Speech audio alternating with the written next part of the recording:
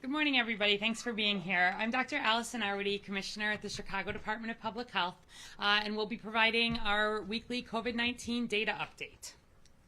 So to start out, all of this data is available on the dashboard, chi.gov/COVID-. We also will be posting all of these slides online, so you'll be able to take a closer look later. You see that our cases per day in Chicago remain in the substantial transmission range, currently averaging 362 per day. The rest of our metrics, test positivity, non-ICU beds, and ICU beds, all remain at the lower transmission risk. Chicago is currently at 3.8% positivity. There are 184 folks with COVID or suspected COVID in non-ICU beds across the city, and 59 people in ICU beds with COVID or suspected COVID. The Delta variant is very much here. This is just highlighting between May 8th and the end of July for the Midwest region, but across the Midwest, Illinois, Chicago, nationally, Delta is now accounting for almost all cases, estimated more than 90%. You can see in early May, most of the cases were that light orange, that was the Alpha variant, and by the end of July, really the estimate, most are that dark orange, that's the Delta variant. If we look at how we're doing nationally, obviously COVID is surging. The darker areas on this map show places where we are seeing more cases per 100,000. So nationally, across the whole country, the average is 33 diagnosed daily cases per 100,000 people. Here in Chicago, we're currently averaging 13 diagnoses per 100,000 people per day. Case rates are not the whole story, though. We are doing a lot of testing here in Chicago, which I'm pleased to see. We're averaging more than 11,000 COVID tests a day. That's part of what is keeping our percent positivity relatively low. The national average for percent positivity is 10.2%. Chicago, again, currently at 3.8%. And I want to highlight on this map, the darker blue represent counties where the positivity is over 20%. And there are even counties that are higher than that, over 30%. Literally 1 in 3 people testing is being diagnosed. This is part of why we look at both case rates and positivity as we're understanding surges of COVID. And where people are avoiding testing until they're ill enough to need medical care, we often see very high percent positivity, like what's being seen in the Southeast right now. Finally, hospitalizations. Again, we see that hospitalizations are surging in these less vaccinated parts of the country. Just to be clear about it, that darkest red, more than 80 hospitalized people per 100,000 in the Jacksonville area, for example, is higher than we ever had here in Chicago for COVID hospitalizations per populations. So nationally, across the whole country, the average is 20 hospitalized patients per 100,000 people per day, but that is highly concentrated in those hardest hit areas and nearly all in unvaccinated people. Chicago is currently averaging 9 hospitalized COVID patients per 100,000 people per day. Nearly all of those are unvaccinated, and that would include non-Chicago residents who are being transferred into Chicago for hospital care or higher levels of care here. If we look at the whole pandemic, we've been showing this graph really each week, and I want to highlight that at our 362 cases per day, we are back on the increase, but not seeing anything compared to what we saw with the first or second surge. Lots of attention on breakthrough infections. But we're actually at 99.7% of vaccinated Chicagoans have not been diagnosed with COVID since being vaccinated. Last week it was at 99.8%.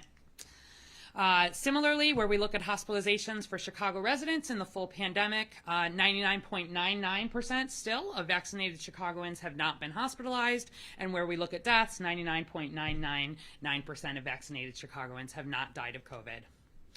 Here's an individual hospital example in a place where COVID is surging, because it's not just here in Chicago that we're seeing vaccines really protect people, especially against hospitalization and death.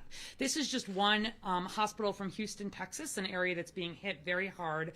And in this hospital, you can see, as of just a couple days ago, they had 83 people hospitalized with COVID. 9 of those were unvaccinated. 9 of those were vaccinated. 74 were unvaccinated. They had 24 people in the ICU. All of them were unvaccinated. They had 10 on ventilators. All of them were unvaccinated. If you look at patterns of hospitals across Louisiana, across Texas, across Arkansas, Tennessee, this is the same pattern that we are seeing. In Chicago, unvaccinated people also remain much more likely to be diagnosed with, hospitalized with, or die from COVID than partially or fully vaccinated people. We're updating this each week. The red line shows the case rate for people here in Chicago who are unvaccinated. The dotted blue line are people who are partially vaccinated, meaning they've only had one of the either Pfizer or Moderna doses, and then the dark blue represents fully vaccinated people. And for cases, hospitalizations, and deaths, we are seeing it continue to land predominantly on unvaccinated people. If we look at our recent Chicago COVID data by age, we see here that the majority of cases continue to be among people in their 30s and their 40s, and the dark blue there represents 0 to 17-year-olds. We've been getting a lot of questions about kids. We've not seen a significant surge in cases and not a surge really at all in hospitalizations at this point for children. If we look at the last month in Chicago by race ethnicity, we've had about 7,000 COVID diagnoses over the last month, about 370 COVID hospitalizations, and fewer than 50 COVID deaths, which is a very good month where you look back over the whole COVID pandemic. But we are seeing racial and ethnic disparities. You can explore this further on the dashboard, but for example, 32 of those deaths are among Black Chicagoans, and again, predominantly unvaccinated. Where we look at that case rate by race ethnicity, similarly, in the top graph here, for example, the purple represents African American Chicagoans, and the highest risk of all is being vaccinated or not. At this point, that's a higher risk than race ethnicity. It's even a higher risk than age when we look at cases, hospitalizations, or death. I've shared this previously, but this is just showing how we're doing in terms of COVID vaccination. The shaded areas are on the left, that every zip code in Chicago, at least 40% of eligible Chicagoans over the age of 12 have had at least that first dose. We've got 6 zip codes, which have the star in the middle just to orient you, the ones that are not shaded in, that are between 40 and 50%, so have not yet crossed 50% vaccinated. And then on the right, we've still got 13 zip codes that are between 50 and 60%. So these are the areas where we're continuing to do the door-to-door work, the outreach work, lots of ongoing outreach here. But on the other end of the spectrum, we still have a ways to go. So on the left here, the areas shaded in blue, at least 70% of eligible Chicagoans have gotten a first dose. And that's, to me, a little bit of a floor. So I'm glad to see those areas getting to 70%, but let me tell you, I want to see those areas get to 80%. I want every area to move up by at least 10%, and we get there. You can see that really only right around the loop, where population is very low, do we have areas that are 80 or 90% vaccinated. We have seen a slight increase in vaccination rates over our past few weeks after a long decline. Just want folks to know 63% of doses are being given in pharmacies. You can walk into almost any pharmacy in Chicago, no insurance, no identification, no cost. You will not get a bill, and that's how many Chicagoans are getting vaccinated. After pharmacies, the next most likely place that people are getting vaccinated is with an outpatient doctor, which is good. So we're seeing that at federally qualified health centers, outpatient providers. We like people getting vaccinated in pharmacy and healthcare settings because they can ask questions and hopefully feel very confident about their decision to take the vaccine. Obviously, we continue to have a lot of pop-ups, and every week we're out all over the city, especially at places where people who may have more barriers to vaccination are, and we have our at-home program. When we look at our percent of Chicago residents vaccinated by age group, we did cross that 50% mark for the 12 to 17-year-olds in this past week. We were glad to see that, particularly as we're heading towards school. And we have seen the biggest increases recently in that 12 to 17-year-old group. So if you've got kids who are going back to school, now's the time. Please do get them vaccinated. It helps add another layer of safety to school. You can see that our most vaccinated population here in Chicago are people in their 50s and 60s, but unfortunately we see it fall off a little bit again when you look at folks in their 70s and their 80s. So especially if you know somebody who's older, over 60 or especially over 80, not yet vaccinated, these are the folks at highest risk of all for severe outcomes. And if we look at race ethnicity, you'll see that still we're making progress. The majority of doses each week, all summer in Chicago, have gone to Black and Latinx Chicagoans. But still, we're at about 2/3 of Asian Chicagoans, about 63% of white Chicagoans, about 51% of Latinx Chicagoans, and about 42% of Black Chicagoans of all ages have gotten at least that first dose. And we can look in some more detail if we break down by age, race, ethnicity, and gender. The most important thing is that really in the younger age groups, 18 to 29, we're especially seeing Black Chicagoans lagging for both men and women, whereas if you look at the oldest group, over 65, we're seeing Latinx really lag more for both men and women. And so we're doing more focused outreach with that attention. And I encourage you, again, take a look at the dashboard. If you want to see your zip code, you can see what your vaccination rate is. You can see what your case rate is, your positivity rate. That's really getting updated Monday through Friday. So Lollapalooza follow-up. I know there is a lot of interest in this, and we are, as of today, 14 days post the beginning of Lollapalooza. And so in this setting, we wanted to share what we have seen. The bottom line is we've not seen anything that has surprised us related to this Lollapalooza outbreak. But let me talk you through what we've been doing to follow up, and then I'll share the data. So as a reminder, Chicago's case investigators continue to reach out to interview every Chicago resident who is diagnosed with COVID-19 to document their exposures, to conduct contact tracing, to match to vaccination records. So we investigate every case, always, not just related to Lala, and other public health departments do the same thing across the United States. We then share information if we're seeing exposures in out of jurisdiction, where something like Lollapalooza would be. We also developed a supplemental questionnaire for any cases that reported Lollapalooza attendance. We knew there would be a lot of interest in this, and generally where we have large events, we will do additional investigation.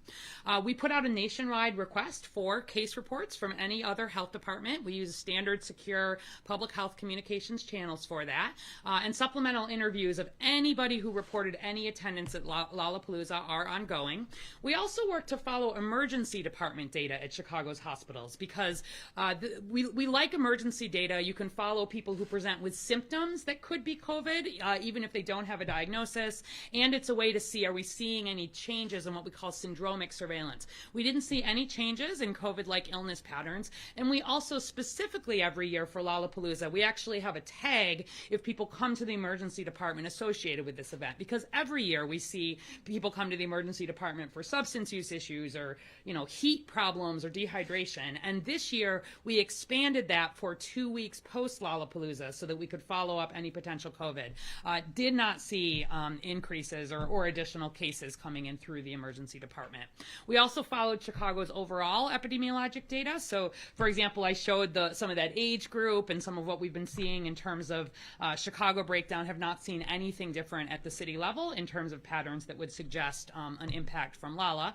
And then we obviously will continue to do further investigation as necessary, but I want to make sure everybody understands any person diagnosed with COVID-19 on or after attending Lollapalooza is included in the analysis.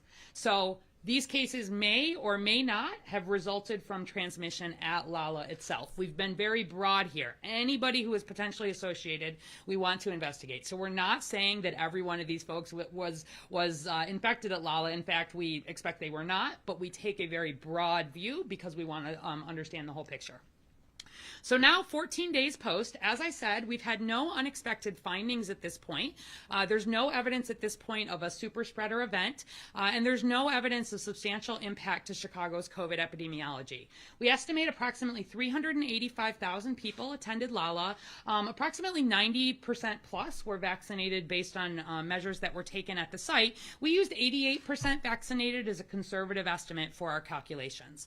So in total, we estimate that among vaccinated Lollapalooza attendees, 0.004% were diagnosed with COVID. That's 4 in 10,000 vaccinated attendees, or 127 attendees. Among unvaccinated attendees, we did, as expected, see a higher rate of COVID cases, but it was still low.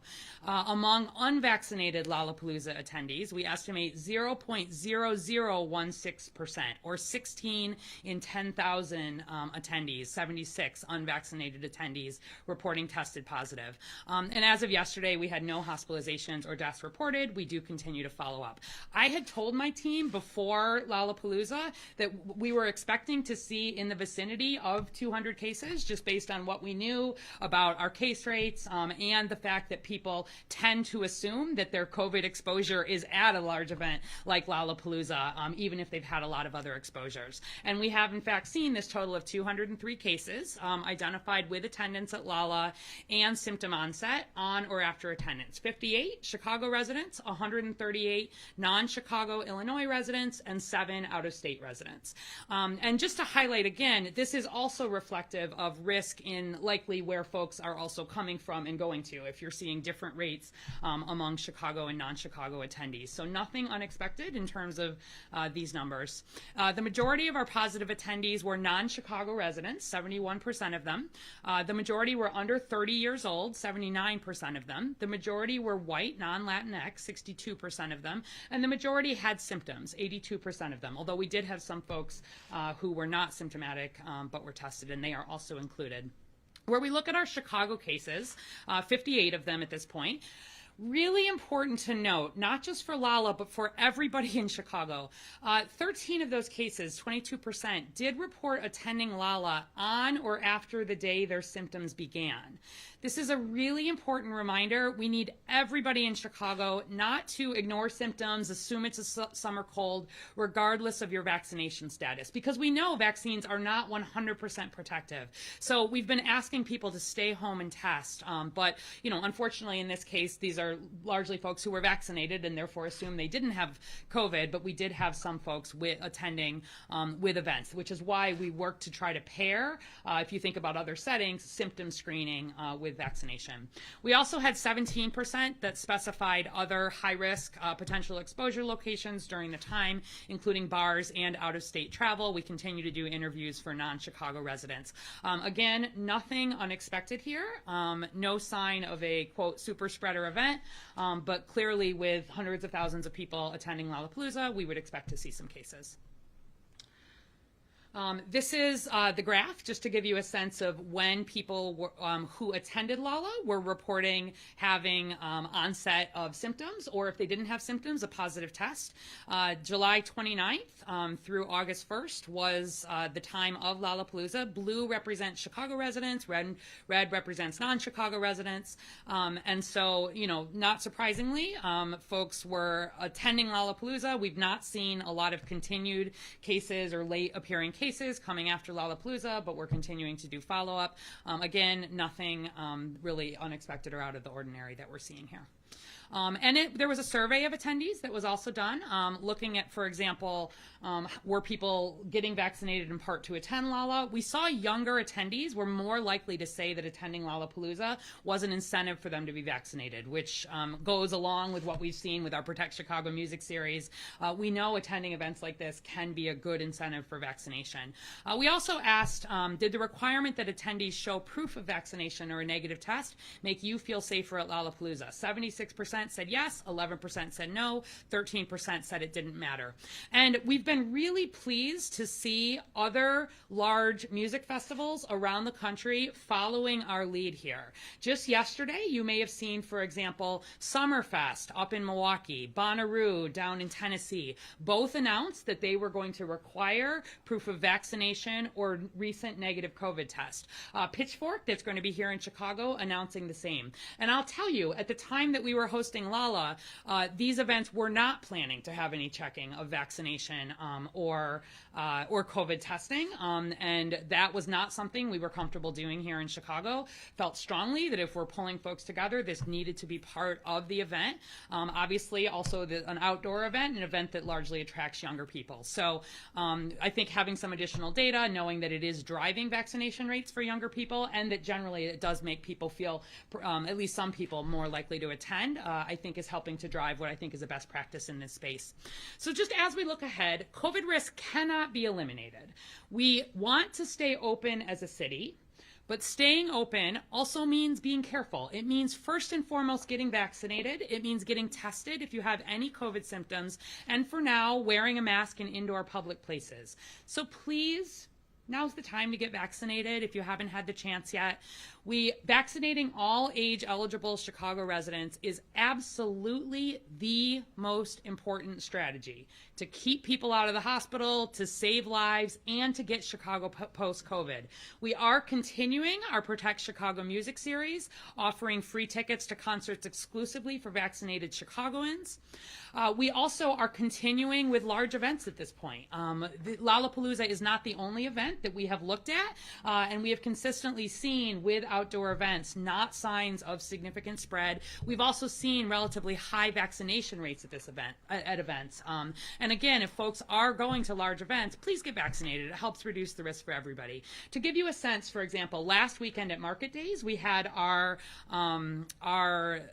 Protect Chicago vaccine ambassadors on site, just as they were doing at Lala, getting a sense and checking, what percentage of folks are vaccinated, seeing what's happening with testing, and we were seeing well over 95% vaccinated at that setting.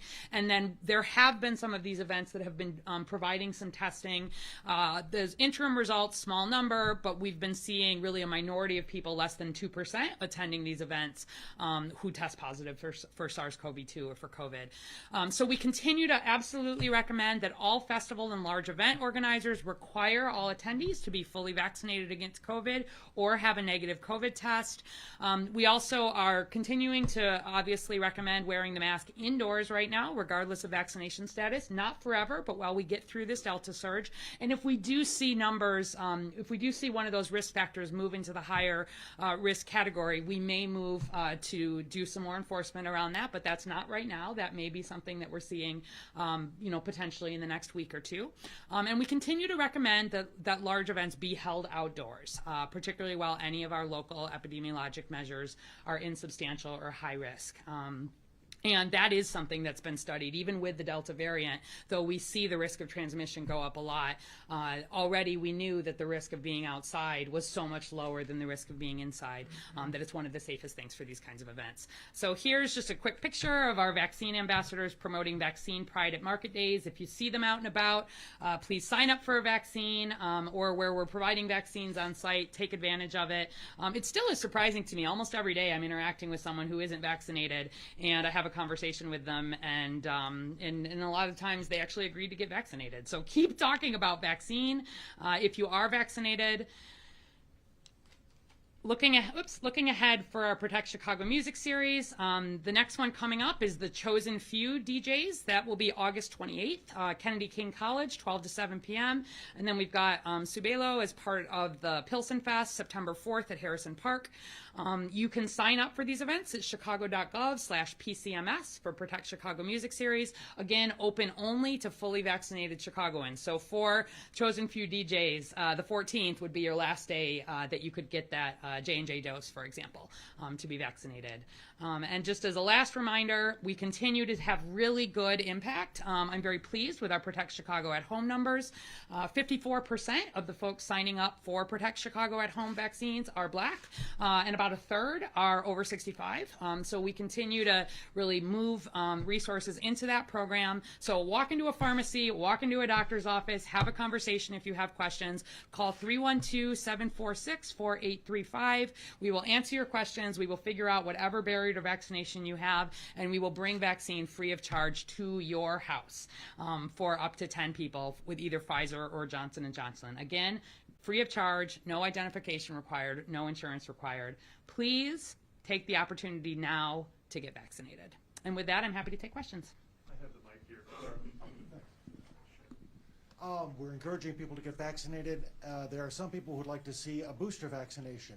Is the city prepared to administer booster vaccinations? Is there enough medicine to go around? Yeah. So obviously we've been watching the booster conversation very closely. It does look likely that we may have a booster recommendation shortly from the FDA plus the Advisory Committee on Immunization Practices, the ACIP. for a very specific group of people, people who have severe immunocompromising conditions. And this is, we'll see what the official guidance is, but there has been a number of studies looking at how well does the vaccine perform in people with different underlying conditions. And the vaccine performs beautifully in the huge majority of Americans, but in people who are severely immunocompromised, for example, after an organ transplant, or people who are undergoing chemotherapy, or who are on severe immune suppressing medications, not surprisingly, the goal of those medications and treatment is to suppress the immune system. And so we don't see the immune system, in some cases, learn the lesson as well about how to fight off COVID. And so there were some studies where they looked at giving a third dose of either Pfizer or Moderna to folks in some of these categories, and a good number of them had a good response. And so I do expect that we will probably see that coming fairly soon. We are absolutely ready. We have vaccine available, especially because if this recommendation comes through, it would be for probably 2 to 3% of eligible Chicagoans, where we think about even at an outside, kind of the outside estimate of who this might include. This would be given through provider offices. So this would be through, your specialist, because anybody with this level of severe immunocompromise would be seeing a specialist for that. And so we certainly are ready with that. And even, if there are recommendations for other boosters down the line, which to be clear, there are not right now because the vaccine continues to perform very well, we've also done a lot of planning around that and are ready. Carla Leal with Telemundo Chicago. Good morning. These additional steps that were taken during Lollapalooza, like the survey and so on and so forth, are they going to be taken with other festivals in the city? We're seeing Rideau Fest is around the corner. We also have the Bud Billiken Parade. I mean, there's all these festivals and events that are massive, and they are at some of the communities that are at higher risk. So what are your recommendations for the organizers of these events, and what measures are being taken? Great question. So to take sort of the follow-up piece first, so like I started out just reminding everybody, we investigate every single case of COVID that is diagnosed in the city. And there's a series of questions that we go through whenever we're getting a signal for anything. If we're getting a signal for attending an event, if we're getting a signal for a particular location, meaning, more than one case, for example, we then do additional, that's some of what our epidemiologists do behind the scene. And it's not unusual for us to create a follow-up survey and go back and do additional questions around an event or really any kind of outbreak where we're seeing a large cluster. We do extra investigations into those as well. So where you're talking about parades or you're talking about festivals that are in the public way, there is not the full ability to, they're not a paid event and you're not able to completely block who is coming through. However, that's part of why, for example, like at Market Days last week, which is in the public way, our vaccine ambassadors, they're still there. They're still sort of asking, can I, do you have a vaccine card, and giving people stickers, proud to be vaccinated, I'm vaccinated. And we've been doing a lot of work with businesses that surround these events, because really I'm more concerned about the risks at the celebrations and the parties that may surround them that are indoors.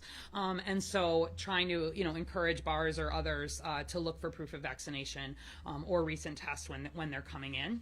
And then the other thing is we look at how many people are at an event and the ability to space and then potentially if folks are unvaccinated, to be able to mask as well. So as I said, we've not canceled any events, but we've been in conversations for the Bud Billiken Parade. There's going to be vaccination available on site. There's going to be a testing location where folks are wanting to get tested. Our vaccine ambassadors, my understanding, are in the parade with QR codes that people can scan and sign up for a vaccine if they don't want to get it on site. And we'll be doing all the follow-up just as we do for other events. Hi there, Mayor with ABC7. Do you think Lolla was successful because it was outdoors? And with that said, do upcoming events like at the McCormick Place that are indoors, are those still safe to happen? Yeah, so it's a good question. It's something that The reason why we felt comfortable moving ahead with Lollapalooza were for a number of things. First and foremost, that more than 90% of those folks were vaccinated. And that is, if we were more than 90% vaccinated as a city, as a country, we would probably be done with COVID, just to be clear about that. But that's the most important thing to me, where you can look for this vaccination or testing status. And that's why we worked with Lala to say, even if this isn't the standard in the industry, this is something we want to do here in Chicago. But paired with that is the outdoor event. There had been studies that, prior to Delta, to be fair, that had shown 16, 17 times the risk of COVID inside versus outdoors. And so if you think about the Delta variant being potentially twice as contagious, maybe there is some more risk there outdoors. I don't want to imply there's absolutely no risk, but still the risk difference is so different that having something out of doors is definitely safer. And the other thing, here in Chicago, summer is when we can be out of doors. And so the more we can try to gather and be out of doors during the time that we can, that's another part of our wanting to be open. I think the other thing is that we're not having a major COVID surge here. If this were if we were in New Orleans, Louisiana, I don't think we would have been able to move ahead with this event. And you saw that they canceled Jazz Fest, and I think that's the right decision, because when you are having a massive surge, the risk is just too high that there are going to be a lot of people with COVID. But when we're sitting at a moderate risk level and still in a generally controlled setting, that's some of what we're looking at. And then finally, that most of these attendees are young. So we know that most of the folks who attend, and then again most of the folks who got COVID, are really in that under 30 and many in the under 20 age group. If this were a large indoor gathering when our case rates were really high and it brought a lot of, 70 and 80-year-olds, that could be a different story in the future. My hope is we can get really vaccinated as a city. We can keep our case rates relatively controlled, because if we can keep our case rates relatively controlled, the risk, to the whole city is lower.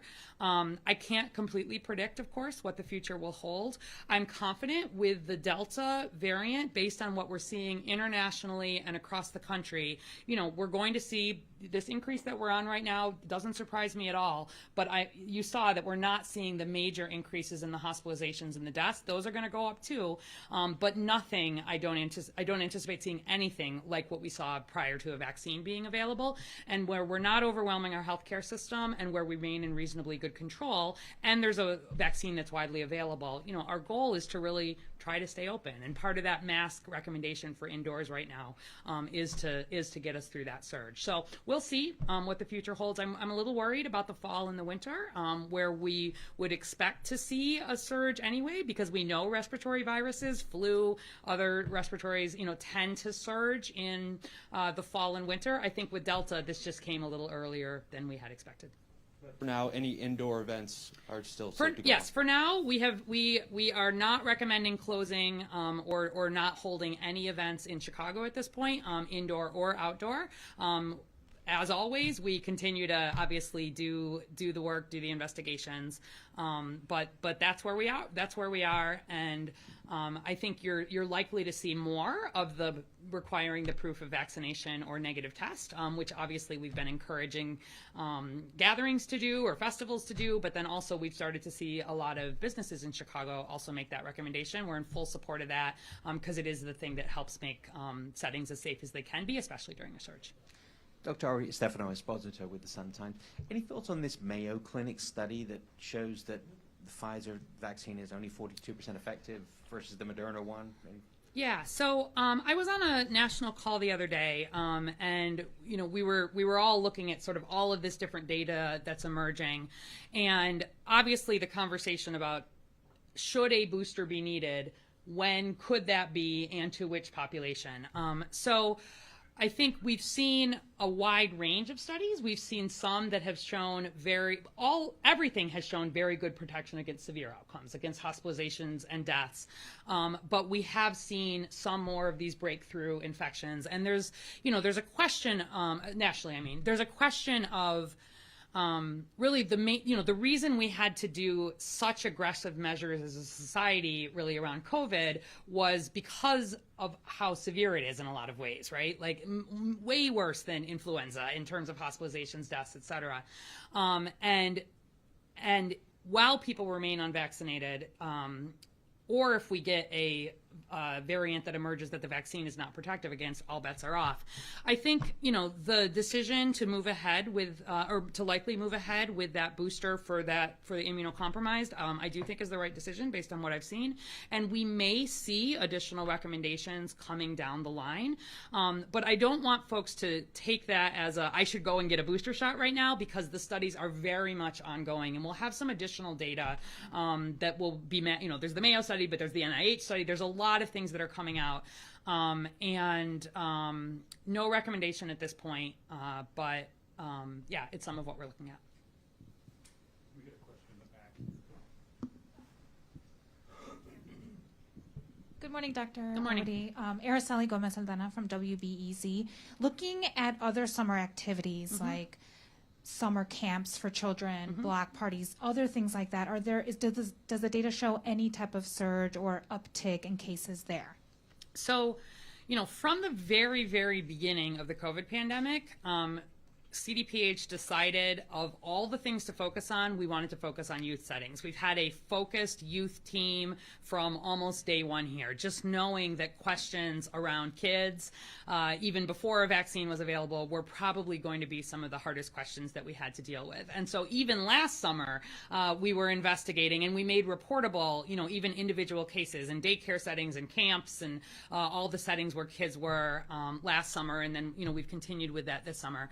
And what we've seen is that where we have the mitigation guidance in place, like we had before a vaccine was available, we very rarely see outbreaks, and we don't see this driving large surges in terms of COVID cases. So there certainly have been a couple of individual settings, a day camp or a daycare, for example, where you'll see a cluster, but nothing sort of at a population level, or nothing that has made us need to change recommendations around that. We have felt very strongly about recommending in-person education, even all of last year, and that was based on data from right here in Chicago and across the country that really showed that children could be in person, in school, and with the mitigation measures in place, keep that risk from COVID really relatively low. And with vaccine layered on top, I remain really confident. With After School Matters and some of these other things, we've done some additional outreach and looking at cases. We've also done some things with making sure vaccine could be available, with parents giving permission slips, looking ahead to school a little bit. But I feel confident about where we are with kids, and I expect sort of on my Facebook Lives over the next few weeks, we will keep a big focus on kids because I know parents have a lot of questions, especially as we're heading back into the school year. And a lot of places around the country are going back to school already, so we'll have some opportunity to see what that looks like, recognizing that there are a lot of places in the country that are not in very good control compared to here, but it still gives us an opportunity to learn.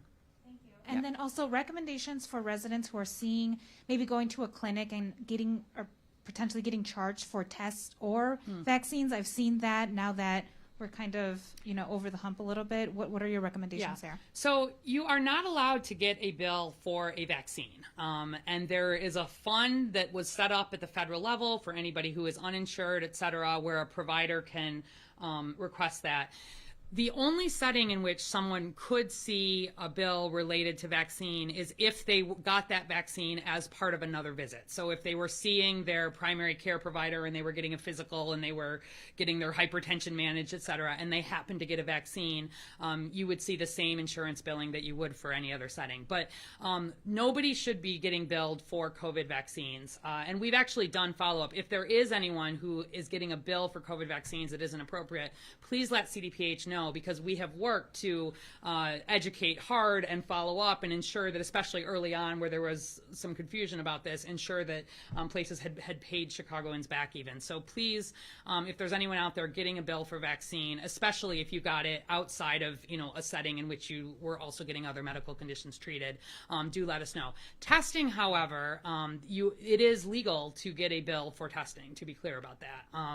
And most insurance companies have said, so for anybody who is symptomatic, right, there generally is not, there's not a bill, and insurances cover it. And we worked here with insurances in Illinois to make sure that that would be widely covered. But I think as we're seeing more people testing routinely in work settings and others, there is additional, we're looking at lots of different ways about how to make sure that testing could be supported in a way that does not land on individuals. And there remain many places where you can get tested without cost, but I would ask people to, if you're concerned about that, ask about that up front, because just as there's a pool of funding for uninsured Americans to get vaccinated, there's a pool for uninsured Americans to get tested too, but people need to be using that. So if you go to chi.gov/COVID test, you'll see more about where testing is available in Chicago,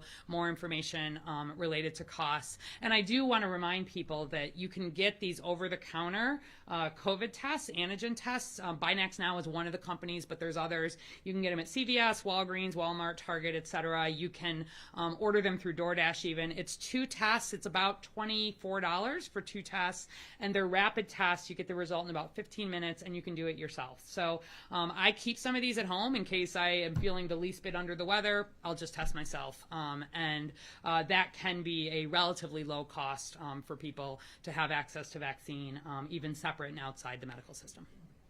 Any other questions? Dr. Arodi Jessigers from Channel 7. So going back to Lollapalooza, you said the majority of the people who got sick were under 30 years old. That's a group that we've seen the number of cases of COVID in the city continuing to spike, and also at the same time their vaccination rate is not spiking. With what you've seen post Lollapalooza so far, and looking at that data, and just as we continue to move closer to fall, are we in any different mindset right now in the city in terms of possible vaccine mandates for restaurants and bars, et cetera, because those are the same kinds of places that we'd expect that younger crowd to be attending? So you're right that in all cases, right, I've tried to make this point very clear, the biggest risk, no matter your age, no matter your neighborhood, no matter your race, no matter anything, your biggest risk at this point is being unvaccinated. We're happy to basically have hit that just about that 60% mark for that 18 to 29-year-old group, having gotten a first dose, where you look at all comers across the city, but that's not equal, especially where you look by race, ethnicity, or neighborhood. We at this point are not seriously entertaining the consideration for sort of a city-wide, meaning, we're requiring restaurants to vaccinate, anything like that. We are watching around the country, particularly in places where there are significant surges. You look at New York, for example, that was really the first to say they are going to mandate it in that setting. We may see some of this out of, New Orleans even potentially, or other places just where rates are so high that having a vaccine, or potentially a vaccine or a negative test, may be something that we see required. And so I'm not taking off the table that might be something we could consider in the future. But right now, really, we're trying to keep the focus on getting folks vaccinated. We've been really pleased to see employers make that decision to mandate vaccination, or in some case, vaccination or frequent negative testing for their employees. We think that's a best practice, and certainly one that we're looking at closely here at the city as well. I've also been thrilled to see many high-risk settings, whether that's bars, whether that's clubs, whether that's events, make that decision to require proof of vaccination or negative test to come in. We think that is also a best practice where people want to put that in place, and we've been trying to support businesses who are doing that. I think there's still a ways to go on some of the tech piece. The state has been working to make sure that the state registry, for example, individuals are able to access that in a way that is private and secure, because we know that, the physical card can be hard, and, as this may become part of what we all do, right? I wouldn't be surprised. Already, you basically need to be vaccinated to travel internationally. Might we see down the line needing to be vaccinated to get on an airplane? We might. And so working to try to think about what is the the tech piece that goes with that, to be able to put that in place is something we've been really thinking about and working on. But right now, really encouraging employers and settings to make that decision for their own setting. No plan at this point for a city requirement around that. Also on Lollapalooza, you mentioned this is 14 days after the first day. It's Yeah. obviously a 4-day festival. Yeah. When can Chicagoans feel confident that we would truly be out of the woods in terms of any damage that would have been done has come to fruition? You mentioned those case rates or those case numbers that were up there were estimates at this point. So does that mean you're waiting for more positives? Yeah, I expect we may see some more positives come in. Not new people being diagnosed at this point, most likely. Although we will follow, as you know, another 3 days. But we knew there was a lot of interest in this, so wanted to come out. We may get some other case reports in from out of jurisdiction. I wouldn't be surprised, as we've sent and really put out the call. Let us know, is there anybody who was related to Lala? We would have seen a surge if we were going to see a surge at this point, by my estimation. And again, this is basically what I expected to see with deciding to move ahead with Lala. We could continue to provide updates as our team works on, continuing the follow-up and the investigations. We know there's major interest in this, but I don't anticipate, I want to make sure we finish getting all the data, but at this point, I don't anticipate seeing anything that suggests this was a major super spreader event, for example. And just to clarify, because you said estimate 100, I believe it was 150. So there's 76 unvaccinated people and 100. Yeah. I apologize, I don't remember exact That's number. okay, But yeah. those two numbers, are those confirmed? You said estimate, but it didn't say estimate. Could you just clarify what you mean by Yeah, of estimate? course. Yeah. So those are cases. Those are people who were diagnosed with COVID, who were at Lollapalooza. We're not 100% that they were necessarily that's where they got it, but they were at Lollapalooza. The estimate I was referring to was that we made estimates around the percentage that were vaccinated, for example, and then use that to calculate that percentage, right? That 0.0004% of vaccinated attendees to Lala were subsequently diagnosed with COVID. So that was where the estimate is, but those numbers are individual cases, and we're working to do the supplemental questionnaires and the follow-up on all of them. Yep. One more? Just to follow up on the question, so the city is considering some kind of vaccination passport program going forward? We're not seriously considering that at this time. What we're doing is looking around the country to see how this is playing out. I'm very interested in some of this tech work to make sure that no matter what setting, if an employer decides that they want to check vaccination status, et cetera, we'd like to think about how to make that be more possible. But we are not seriously considering at this point a vaccination passport per se, as people use that term. Okay, thanks, everybody. Thank you.